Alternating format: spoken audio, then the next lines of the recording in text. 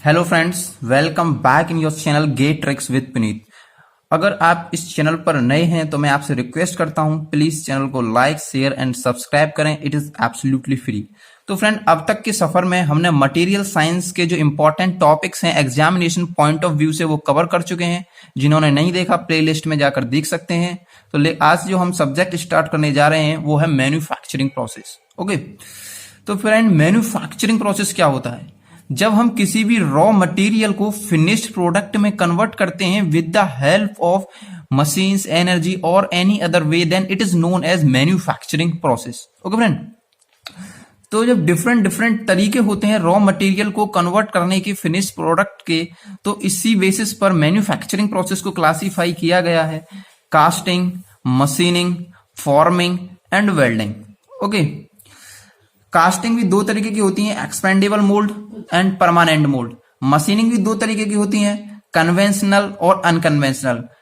Unconventional में हम पढ़ेंगे ईसीएम, ईजेएम, ईडीएम। ओके, फॉर्मिंग में भी बेसिकली हमारा जो फोकस रहेगा वो rolling, drawing, shearing, bending and extrusion. Okay, welding में भी तीन तरह का होता है: solid state, liquid state, solid liquid state. ये पूरा फ्लो चार्ट मैंने बना दिया है पूरे मैन्युफैक्चरिंग प्रोसेस का, जिससे आप पूरी ग्रिप रहे एक मैन्युफैक्चरिंग प्रोसेस की। ओके, ये जो हमारा एक तरीके से ये मैंने आपको सिलेबस प्रोवाइड कर दिया है, जो हम सिलेबस में इसमें कवर करेंगे। ओके, तो आज का जो लेक्चर है हम उस पर फोकस करते हैं। आज का लेक्चर कास्टिंग के ऊपर है, तो उस पर फोकस करते हैं। तो फ्रेंड, अगर आपने ये फ्लो चार्ट समझ लिया, जो ये फ्लो चार्ट है अगर आपने ये समझ लिया, तो आपको कास्टिंग प्रोसेस को समझने में ज्यादा दिक्कत नहीं होगी। तो फ्रेंड, कास्टिंग में सबसे पहले जो चीज आती है वो होती है पैटर्न। यानी आपको कोई ऑब्जेक्ट बनाना है, तो उसके लिए आपको पैटर्न बनाना जरूरी है। तो पैटर्न क्या होता है? It is exact replica of the final casting with some allowances. Allowances आपको बाद में समझाता हूं, पहले ये बताता हूं, जो हमें ऑब्जेक्ट कास्टिंग से प्रोड्यूस करना है उसका हमशक्ल भाई का नाम होता है पैटर्न। ओके, जब आपके हमशक्ल भाई का नाम पैटर्न है, मतलब आपको जो कास्टिंग प्रोड्यूस करनी है वो कास्टिंग मिल ही गई, तो आपको पैटर्न की क्या, जब आपको कास्टिंग की क्या जरूरत? ये क्वेश्चन बहुत इंपॉर्टेंट क्वेश्चन है। जब आपको पैटर्न ही मिल गया, जो कास्टिंग चाहिए वो मिली गई, तो आपको कास्टिंग की क्या जरूरत है? तो फ्रेंड, जो हम मोस्टली जो पैटर्न बनाते हैं उसमें जो पैटर्न मटेरियल होता है बेसिकली हम यूज करते हैं वुड, पीवीसी, थर्माकोल, वॉक्स। ये सारी चीजें हम यूज करते हैं, जो कि इन्हें इजीली हम फॉर्म कर सकते हैं एक शेप में विदाउट अ लेबोरियस टास्क। आप इजीली फॉर्म कर सकते हैं, किसी भी शेप में ढाल सकते हैं। लेकिन आप जब मेटल्स का यूज करते हैं तो उससे किसी शेप में ढालना थोड़ा मुश्किल होता है। आप आयरन का पैटर्न भी आप मेटल का पैटर्न्स भी बनाते हैं, लेकिन वो लार्ज कास्टिंग्स के लिए यूज होता है। ओके, तो फ्रेंड, पैटर्न तो आपके समझ में आ गया होगा। तो अब चलते हैं कोर मेकिंग। तो फ्रेंड, जो कास्टिंग में जब आपको कोई भी होलो पार्ट चाहिए, तो आप कोर का यूज करते हैं। अगर विदाउट होलो सॉलिड पार्ट चाहिए तो आप पैटर्न का यूज कीजिए, अगर आपको होलो पार्ट चाहिए तो कोर का यूज कीजिए। ओके, फिर क्या करेंगे हम?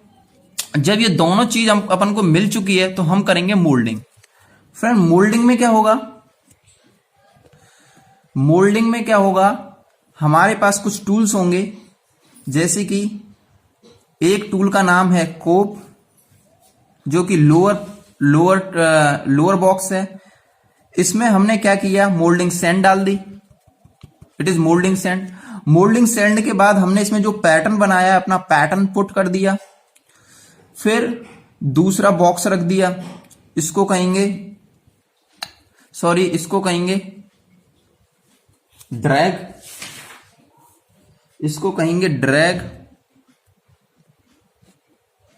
और इसको कहेंगे कोप।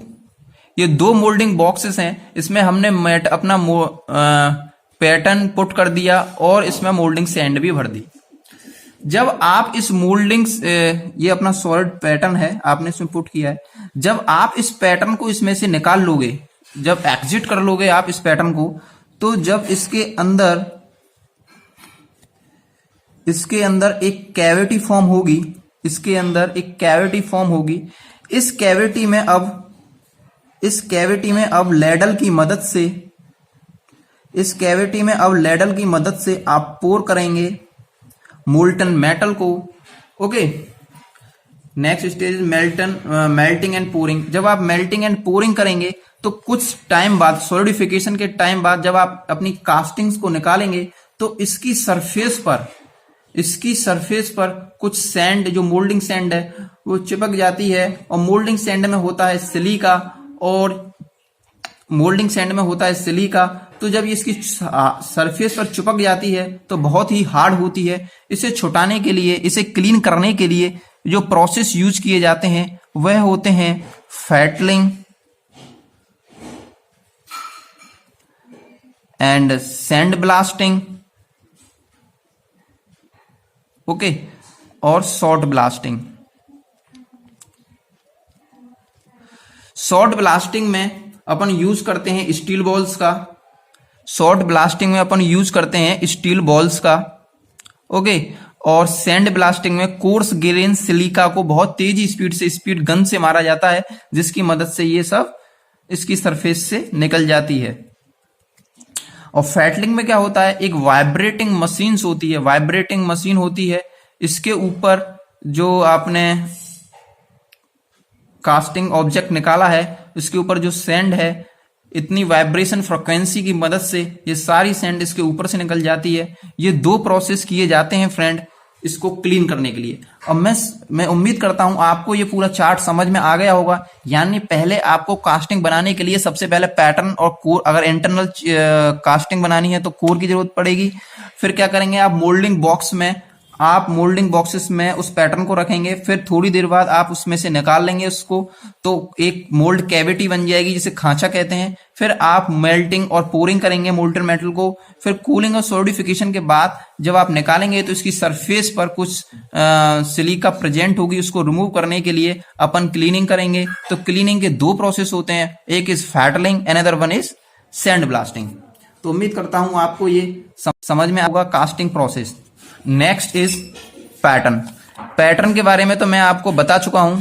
It is the replica of the final casting. It is the replica, जो कीवर्ड्स हैं इसके ये हैं, replica of the final casting with some allowances. यानी जो डिजायर्ड ऑब्जेक्ट है, जो कास्टिंग है, equal to pattern plus some allowances, okay. Pattern plus some allowances is equal to casting. अब समझते हैं ये अलाउंसेस की जरूरत क्यों पड़ी, ओके। तो फ्रेंड अब समझते हैं ये अलाउंसेस की जरूरत क्यों पड़ी। फ्रेंड जैसे कि आपको मान लीजिए 3x3 की कास्टिंग चाहिए, 3x3 की कास्टिंग चाहिए। जैसे कि ये आपको ऑब्जेक्ट जो रिक्वायर्ड है वो 3x3 का चाहिए कास्टिंग के बाद। लेकिन कुछ सरकमटेंसेस की वजह से आफ्टर सॉलिडिफिकेशन जो आपको कास्टिंग ऑब्जेक्ट मिलता है वो 2x2 का मिलता है। वो इस वजह से होता है फ्रेंड, क्योंकि जो डिफरेंट मटेरियल्स होते हैं उनका डिफरेंट मटेरियल्स का जो श्रिंकेज रेट है वो डिफरेंट होता है। अब जब श्रिंकेज होने की वजह से जो हमने डिजायर्ड कास्टिंग चाहिए थी वो कास्टिंग नहीं मिल पाती, ओके। तो इसको दूर करने के लिए हमने कुछ अलाउंसेस निकाले। श्रिंकेज को दूर करने के लिए श्रिंकेज अलाउंसेस, और इजीली रिमूव करने की वजह से जब आप कास्टिंग को मोल्ड में से रिमूव करने की कोशिश करते हो तो मोल्ड जो है, आप मोल्ड डिस्टर्ब हो जाती है, मोल्ड बाउंड्री डिस्टर्ब हो जाती है। तो उसको कंपनसेट करने के लिए अपन ने ड्राफ्ट अलाउंस निकाला, ओके। ऐसे ही अपन 5 अलाउंसेस के बारे में डिस्कस करेंगे। तो पहला है श्रिंकेज अलाउंसेस, यानी अगर आपको अपनी चाहत पूरी करनी है पैटर्न के साथ तो अलाउंसेस को लाना जरूरी है, ओके। तो कुछ मटेरियल्स का अलाउंसेस के बारे में जान लेते हैं। तो ये इधर है मटेरियल्स और ये है श्रिंकेज। जो श्रिंकेज की डायमेंशन होती है वह होती है mm पर मीटर, ओके, तो मटेरियल पहला लेते हैं बिस्मथ। बिस्मथ एक ऐसा मटेरियल है, बिस्मथ एक ऐसा मटेरियल है जिसमें श्रिंकेज नेग्लिजिबल होता है, जिसमें श्रिंकेज नेग्लिजिबल यानी सॉलिडिफिकेशन के टाइम पर इसमें कोई श्रिंकेज नहीं होता। Okay, next material is aluminium. Next material is aluminium. Aluminium में फ्रेंड जो श्रिंकेज अलाउंस होता है वह होता है 13 mm पर मीटर। 13 mm पर मीटर। ओके, में जो श्रिंकेज अलाउंसेस होता है वह होता है 20 mm पर मीटर। स्टील में जो होता है श्रिंकेज अलाउंसेस वह होता है 20 mm पर मीटर। ओके, लेकिन जो सबसे ज्यादा श्रिंकेज अलाउंसेस होता है वह होता है जिंक और लीड में, वह होता है 25 mm पर मीटर। यानी अगर आपने 1 mm की अगर आपने 1 मीटर की कास्टिंग बनाई है तो उसमें जो सिकुड़न आएगी, जो उसमें कॉन्ट्रैक्शन आएगा, उसको कंपनसेट करने के लिए आपको 13 mm का अलाउंस देना पड़ेगा। समझ रहे हो ना? किसमें? एल्यूमिनियम में। यानी एल्यूमिनियम में अगर आपने 1 मीटर की कास्टिंग बनाई है तो उसके कॉन्ट्रैक्शन की वजह से जो हमारी डायमेंशंस में दिक्कत आ रही है उसको कंपनसेट करने के लिए आपको 1 मीटर में 13 mm का अलाउंस देना पड़ेगा। Okay, aluminium. इसी तरीके से सारे एलिमेंट लिखे हुए हैं। इससे पहले आपको समझाता हूं, एक ग्राफ के थ्रू समझाने की कोशिश करता हूं। ये ग्राफ मैंने बेसिकली आपको आयरन कार्बन डायग्राम वाले लेक्चर्स में भी बताया था, टेम्परेचर और time versus graph. It is independent parameter, that's why written on X axis, and temperature is depend on time, that's why it is written on Y axis. Okay, interview question है भाई, x axis पर ये time क्यों रखा, Y axis पर time क्यों नहीं रखा? क्योंकि इंडिपेंडेंट पैरामीटर में इधर रखूंगा यार। समझ रहे हो ना? बता चुका हूं, जिन्होंने नहीं देखा वो आयरन कार्बन डायग्राम लेक्चर देखें। तो फ्रेंड इसमें क्या होता है, जब यहां से मैंने मेटल को पोर किया, ये पोरिंग टेम्परेचर है, तो जब पोर करता हूं तो ये लिक्विड फॉर्म में होता है। जब ये लिक्विड फॉर्म में होता है तो जब इसमें मॉलिक्यूल्स होते हैं वो काफी दूर होते हैं। ओके, तो ये फ्रीजिंग टेम्परेचर पर जैसे ही पहुंचता है, जैसे ही ये फ्रीजिंग टेम्परेचर पर पहुंचता है, फ्रीजिंग टेम्परेचर पर, तब क्या होता है, इसका फेस चेंज होना चालू होता है। यानी यहां पर सेंसिबल हीट आएगी, यहां पर सेंसिबल हीट आएगी और यहां पर लेटेंट हीट रिलीज होगी। कौन सी रिलीज होगी? लेटेंट हीट, जो कि आप टीएस डायग्राम थर्मोडायनामिक्स में भी देख सकते हैं। एग्जैक्टली वही है, यहां पर लेटेंट हीट रिलीज होगी। तो और यहां पर जो मॉलिक्यूल्स के बीच की डिस्टेंस है वो काफी क्लोज आ गई है। अब जस्ट थर्ड स्टेज में जाएंगे तो बिल्कुल सॉलिड बन जाएगा, यानी फेस ट्रांसफॉर्म हुआ, ये लिक्विड था, ये सॉलिड था, तो यहां पर ये बन जाएगा बिल्कुल सॉलिड। तो यहां पर ये बन जाएगा सॉलिड। तो यहां पर जो मॉलिक्यूल्स के बीच की दूरी है वो काफी क्लोज आ चुकी है, यानी ये सिकुड़ चुका है। यानी अभी देखिए आप, ये इतने मॉलिक्यूल्स कितने वॉल्यूम में थे, अब देखिए इतने ही वॉल्यूम, वो कितना वॉल्यूम हो गया, इनका वॉल्यूम कम हो गया। पहले कितना वॉल्यूम था, अब कितना वॉल्यूम है, ये श्रिंकेज हो गया। सॉलिडिफिकेशन के टाइम पर इसमें श्रिंकेज हो गया, तो क्या हुआ, हमारी रिक्वायर्ड डायमेंशन से कम डायमेंशन मिली। ओके, तो अगर आपको सॉलिड स्टेट में कंपनसेट करना है तो आप यूज करेंगे, सॉलिड स्टेट में जो ये खामी हुई है वॉल्यूम की, अगर इसको कंपनसेट करना है तो आप यूज करेंगे अलाउंस। अगर आपको इस स्टेट 1 को, इसको कहते हैं लिक्विड श्रिंकेज, इसको कहते हैं सॉलिडिफिकेशन श्रिंकेज, सॉलिडिफिकेशन श्रिंकेज, और इसको कहते हैं अपन सॉलिड श्रिंकेज। ओके, इसको सॉलिड श्रिंकेज कहते हैं। तो फ्रेंड इन दो स्टेजेस में जो हमें कंपनसेट करना है, यानी लिक्विड श्रिंकेज को कंपनसेट करना है और सॉलिडिफिकेशन श्रिंकेज को कंपनसेट करना है, तो अपन यूज करेंगे किसका, राइजर का। ओके, यानी अगर जब ये लिक्विड स्टेट में सिकुड़ रहा है मेटल और सॉलिडिफिकेशन स्टेट में सिकुड़ रहा है मेटल, तो इसको कंपनसेट करने के लिए अपन राइजर का यूज करेंगे। लेकिन सॉलिड स्टेट में पहुंच चुका है, अब सिकुड़ रहा है, तो हम यूज करेंगे किसका? सॉलिड श्रिंकेज का। हल्के में मत लेना, इस पर पीआई ब्रांच में गेट में क्वेश्चन आ चुका है। ओके, तो फ्रेंड अब आप इस टेबल पर आइए। तो क्वेश्चन जो क्वेश्चन आते हैं एग्जाम्स में, वो पूछता है सबसे ज्यादा सॉलिड श्रिंकेज किसका होता है? तो आपका आंसर होना चाहिए जिंक और लीड का जो सबसे मैक्सिमम सॉलिड श्रिंकेज होता है। क्या? मैक्सिमम सॉलिड श्रिंकेज होता है। ओके, मैक्सिमम सॉलिड श्रिंकेज होता है। लेकिन इसमें की पॉइंट जो याद रखने वाले हैं, अगर मटेरियल सिकुड़ रहा है तो अलाउंसेस आपको क्या देना पड़ेगा? उसके अपोजिट डायरेक्शन में। यानी श्रिंकेज अलाउंसेस कैसे होगा? पॉजिटिव होगा। यानी मटेरियल आपका सिकुड़ रहा है, नेगेटिव की तरफ बढ़ रहा है, उसको रोकने के लिए आपको पॉजिटिव यानी पैटर्न की डायमेंशन को बड़ा करना पड़ेगा। यानी सिकुड़ने से भी फिर हम पर कोई फर्क ना पड़े।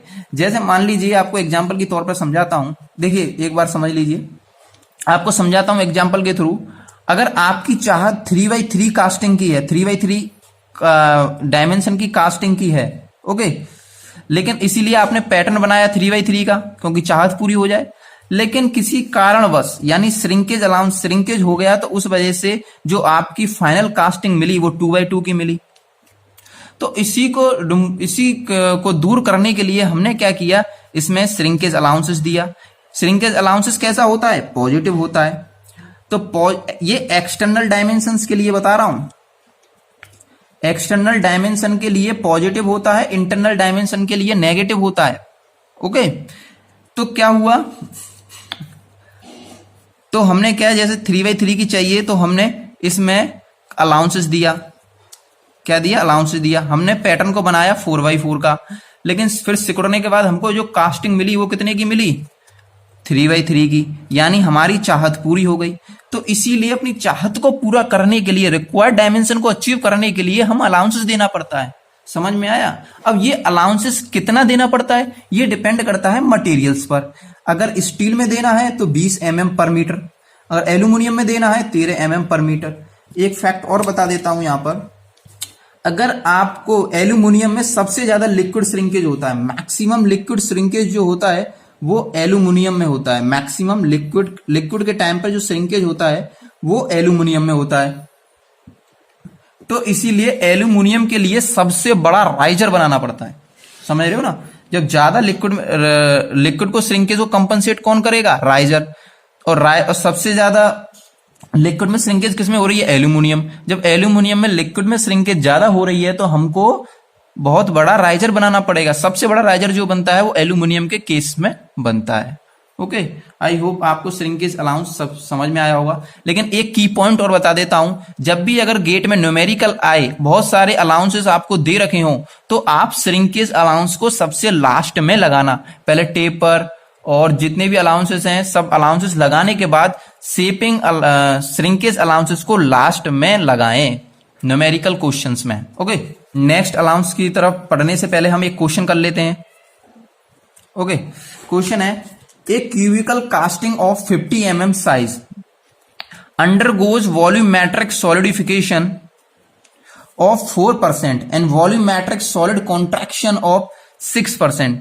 There is no riser is used. What is the final size of casting? Okay, यानी यो अब राइजर सॉलिडिफिकेशन श्रिंकेज को भी कंपनसेट कौन करेगा? अलाउंस करेंगे। बेसिकली इसका काम राइजर करता है, लेकिन इसने साफ साफ कह दिया नो राइजर यूज, तो इसको कंपनसेट अलाउंस ही करेंगे। और सॉलिड कॉन्ट्रैक्शन को तो अलाउंस ही कंपनसेट करते हैं। ओके, और कास्टिंग कैसी है? क्यूबिकल कास्टिंग है। तो और आपको अलाउंसेस किस पे लगाना है? पूरे वॉल्यूम पे लगाना है, क्योंकि वॉल्यूमेट्रिक सॉलिडिफिकेशन हो रहा है।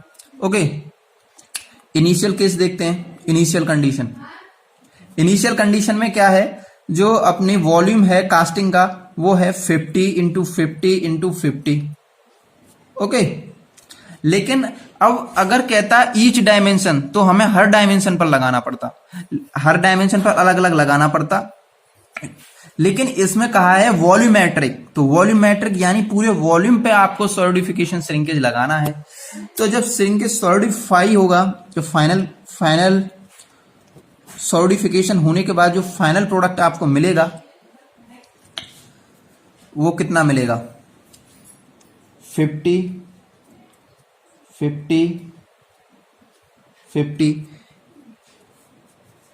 Into it equal to A cube. 54% shrinkage है तो आप यूज करेंगे 0.96, 6% का श्रिंकेज है तो आप यूज करेंगे 0.94। ये क्या हो गया, फाइनल डायमेंशन हो गई, फाइनल वॉल्यूम हो गया। ओके, अब इसने पूछा है what is the final size of casting, यानी साइज पूछा है, वॉल्यूम नहीं पूछा। तो साइज के लिए आप ऐसा कीजिए, इसका क्यूब रूट ले लीजिए, ए डैश 50 इंटू 50 इंटू 0.96, 50 रह गया, एक 50 इंटू 0.94, ये 0.94 था, की पावर 1/3। जब आप इसे सॉल्व करेंगे तो आंसर जो आएगा वह आएगा 48.317 mm। यानी इस क्वेश्चन से ये समझ में आया, अगर आप इनिशियली डायमेंशन आपकी 50 है तो सिकुड़ने के बाद कितनी हो जाएगी, 48.317। ओके, यानी इसके हिसाब से आप अपने आप को अलाउंसेस देने पड़ेंगे। यानी हमारी चाहत कितनी की थी, 50 की, लेकिन मिली कितनी, 48.317। अब आप इसको दूर करने के लिए आपको देखना पड़ेगा मटेरियल कैसा है, उसके हिसाब से आपको अलाउंसेस देने पड़ेंगे। ओके, जिससे कि आप अचीव कर सकें 50 को। आई होप न्यूमेरिकल भी आपको समझ में आया होगा। अब चलते हैं second allowance, that is draft allowance. Okay, draft allowance में क्या होता है, लेकिन एक कंफ्यूजन भी दूर कर देता हूं श्रिंकेज अलाउंसेस की। फ्रेंड, बहुत से बच्चे कंफ्यूज रहते हैं कि ग्रे कास्ट आयरन एक्सपेंड होता है तो इसीलिए उसमें अलाउंसेस, श्रिंकेज अलाउंसेस नेगेटिव देना पड़ता है। Grey cast iron shrinkage expand होता है लिक्विड और सॉलिडिफिकेशन स्टेट में, ना कि सॉलिड स्टेट में। सॉलिड स्टेट में वो वैसे ही बिहेव करता है जैसे और मटेरियल्स बिहेव करते हैं, तो उसमें भी positive allowance, shrinkage allowance positive होता है, नेगेटिव नहीं होता। एक साल प्रीवियस ईयर्स पेपर्स में, गेट पेपर्स में क्वेश्चन आ चुका है, बहुत से स्टूडेंट गलत भी करके आ चुके हैं। ओके, इसलिए आपको सतर्क कर देता हूं ग्रे कास्ट आयरन के बारे में। Okay, next allowance is draft allowance. तो फ्रेंड, ड्राफ्ट अलाउंस जैसे कि ये आपका पैटर्न है, यहां पर ये आपकी सैंड है। जब आप इसको बाहर निकालोगे, पैटर्न को, इस तरीके के पैटर्न को जब आप बाहर निकालोगे तो हो सकता है आपके मोल्ड की जो डायमेंशंस हैं वो शिफ्ट हो जाएं। तो ये मोल्ड की डायमेंशन शिफ्ट हो जाए तो जो मटेरियल, जो हमें जो डायमेंशन चाहिए कास्टिंग के बाद, वो नहीं मिल पाएगी। तो इसी को दूर करने के लिए हमने दिया थोड़ा टेपर अलाउंस, यानी पैटर्न में हमने अलाउंस देना चालू किया। अब आप इजीली इसे रिमूव कर सकते हैं। और जो ये अलाउंसेस है फ्रेंड, ये केवल हाइट में ही दिया जाता है, वर्टिकल डायमेंशन में ही दिया जाता है, हॉरिजॉन्टल डायमेंशन में नहीं दिया जाता। इसकी वैल्यू निकालने के लिए अपन यूज करते हैं, इसे अपन मान लेते हैं x, इसे मान लेते हैं h। Okay, x equals to h tan theta, यानी कितना अलाउंस दिया आपने अलाउंस दिया h tan थीटा के बराबर। ओके, यहां पर आपको अगर थीटा पता हो, जो थीटा होता है यहां पर वो 1 to 2 डिग्री होता है मैक्स, इससे ज्यादा नहीं होता, 1 to 2 डिग्री होता है maximum. Okay, x equals to h tan theta. अब इसके हिसाब से आप टेपर की वैल्यू निकाल सकते हैं, कितना आपको टेपर देना है। ओके, आने के लिए सो फ्रेंड, अब बात करेंगे हम मशीनिंग अलाउंसेस की। तो मशीनिंग अलाउंसेस में क्या है, जैसे मान लो आपको 3/3 की कास्टिंग की रिक्वायरमेंट है, लेकिन आपको 3x3 की कास्टिंग भी मिल जाती है, अलाउंस, श्रिंकेज अलाउंस वगैरह दे के। लेकिन दिक्कत क्या होती है, जो कास्टिंग आपको मिलती है ना, उसकी सरफेस फिनिश थोड़ी खराब होती है। हॉट वर्किंग में जितने भी प्रोसेस होते हैं सबकी सरफेस फिनिश खराब होती है, तो ये भी एक तरीके से हॉट वर्किंग प्रोसेस है, तो इसकी सरफेस फिनिश खराब होती है। तो इसकी सरफेस फिनिश को बेटर बनाने के लिए हम मशीनिंग अलाउंस देते हैं। डिफरेंट मटेरियल के लिए डिफरेंट होता है। ओके, जैसे मान लीजिए मैंने 0.5 का ईच सरफेस पे दे दिया, तो 3.5 का ये पैटर्न बना। ओके, ये पैटर्न बना 3.3.5 का। लेकिन जब इसके बाद मुझे फाइनल कास्टिंग मिला सॉलिडिफिकेशन के बाद, वो मिला 3.2, ये मेरी डिजायर थी।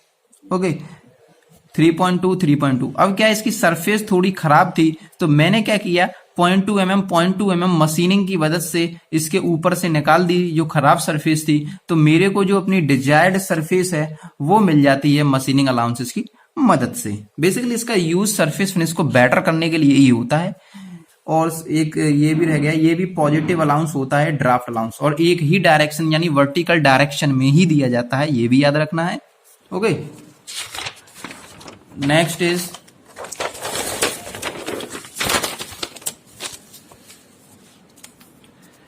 इज रैपिंग और शेक अलाउंस। इसका इतना ज्यादा इंपॉर्टेंस नहीं है रैपिंग और शेक अलाउंस का। ओके, पर फिर भी इसको भी समझ लेते हैं। इट इज द क्वेश्चन बन सकता है, ओनली नेगेटिव अलाउंस कौन सा है। केवल जितने भी अलाउंस मैं पढ़ा रहा हूं आपको, उसमें से नेगेटिव अलाउंस एक ही है जिसका नाम है रैपिंग और शेक अलाउंस। इसमें क्या होता है, जो अपना पैटर्न होता है ना, पैटर्न, इसमें पैटर्न को छोटा बनाया जाता है। ये अपना पैटर्न है, मान लीजिए 102 mm का पैटर्न है। ये पैटर्न है, इसमें पैटर्न को छोटा बनाया जाता है। पैटर्न को इसमें छोटा बनाया जाता है, मान लीजिए 100x100 का कर दिया। ऐसा क्यों किया जाता है?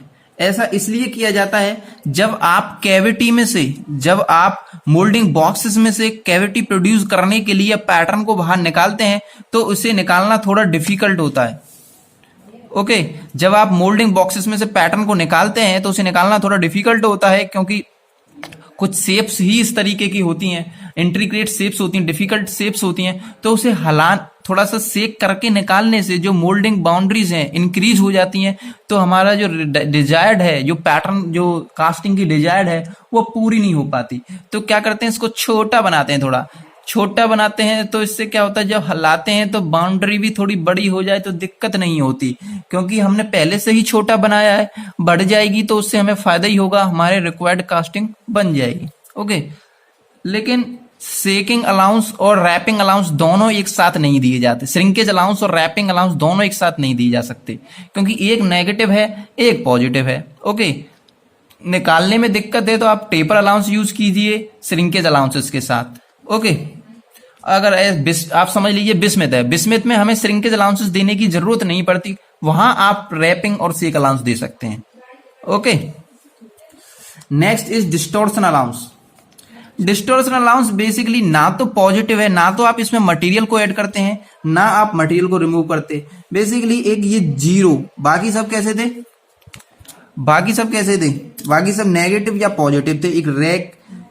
एक रैपिंग अलाउंस था जो नेगेटिव था, बाकी सब पॉजिटिव थे।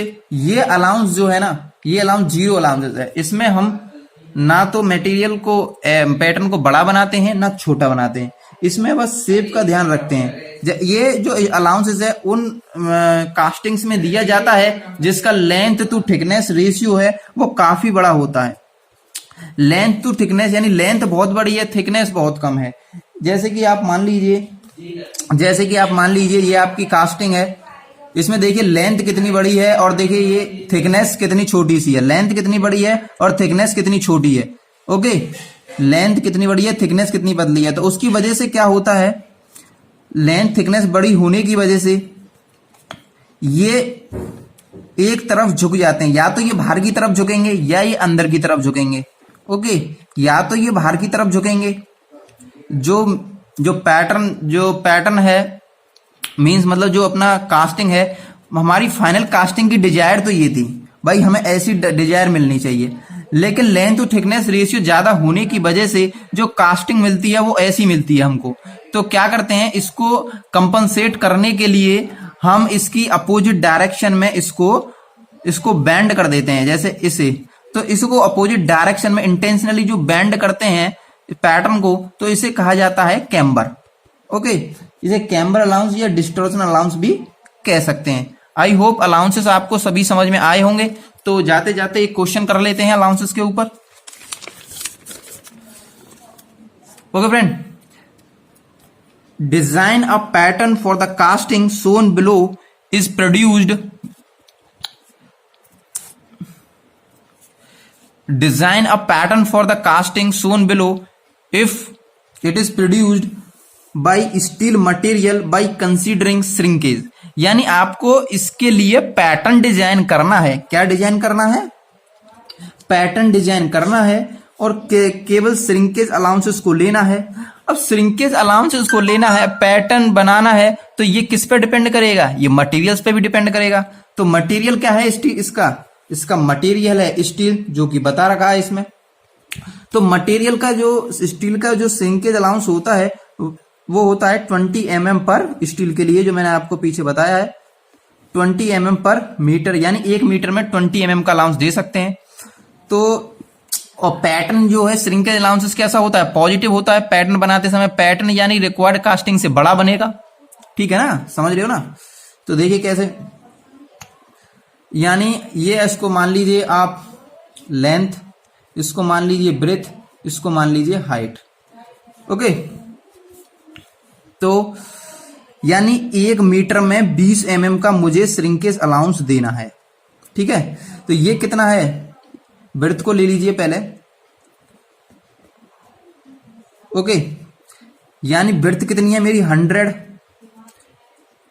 ओके, यानी रिक्वायर्ड है, मेरे को 100 रिक्वायर्ड है। तो इसके लिए ये मेरी डिजायर है 100। इसके लिए पैटर्न की ब्रेथ कितनी होनी चाहिए ये पूछा है। ओके, तो क्या करेंगे, कितना देना है इसमें? 1 मीटर यानी 1000 mm पर 1000 mm पर हम 20 mm का श्रिंकेज अलाउंस दे रहे हैं। 1 mm पर 0.02 mm का अलाउंस हो गया। ओके, और ये 100 mm है, तो 100 mm पर 100 mm पर कितने का अलाउंस हो गया? 100 mm पर 2 mm का अलाउंसेस हो गया। ओके, तो कितना हो गया? जब अलाउंस देने के बाद जो ब्रेथ होगी पैटर्न की वो कितनी हो जाएगी? 102 mm, क्योंकि ये 2 mm का अलाउंस हम जोड़ देंगे ना इसमें। समझ रहे हो ना? ओके, अब चलते हैं लेंथ पर। देखिए लेंथ इनिशियली जो डिजायर्ड है हमको वो है 150 mm की, जो डिजायर्ड है। ये पैटर्न, इतना बड़ा पैटर्न बनाना पड़ेगा। ठीक है, तो पैटर्न के लिए कितना अपन को लेंथ चाहिए? यानी 1 mm के लिए तो अपन को 0.02 mm चाहिए। समझ रहे हो ना? तो 150 mm के लिए कितना चाहिए? 150 के लिए 150 इंटू 0.02 कितना आ गया? 3 mm। यानी आप 3 mm ऐड करेंगे इसमें, यानी पैटर्न की जो लेंथ होगी वो 3 mm होगी। समझ रहे हो ना? अब चलते हैं हाइट पर। इसी तरीके से जो हमारी डिजायर्ड हाइट है वो 80 mm है। ओके, 80 mm डिजायर्ड है, तो पैटर्न के लिए क्या करना पड़ेगा? 80 इंटू 0.02 1.6 mm ऐड करना पड़ेगा। तो कितना हो गया? 81.6 mm। ये पैटर्न की डायमेंशन हो गई। ओके, तो यानी पैटर्न जो हमारा बनेगा थोड़ा इससे बड़ा बनेगा। अब देखिए कितना बड़ा बनेगा। डायमेंशन हम सारी निकाल चुके हैं, इसको बस रिप्रेजेंट करते हैं। ओके, यानी पैटर्न की जो डायमेंशंस आई हैं, जो ब्रेथ आई है वो 102 mm, ये 153 mm, ये 81.6 mm। आई होप आपको न्यूमेरिकल भी समझ में आया होगा, आपको अलाउंसेस भी समझ में आए होंगे, कास्टिंग प्रोसेस भी समझ में आया होगा। अगर आप हमें सपोर्ट करना चाहते हैं तो हमारे चैनल को सब्सक्राइब करें, शेयर करें, लाइक करें। Thank you friends.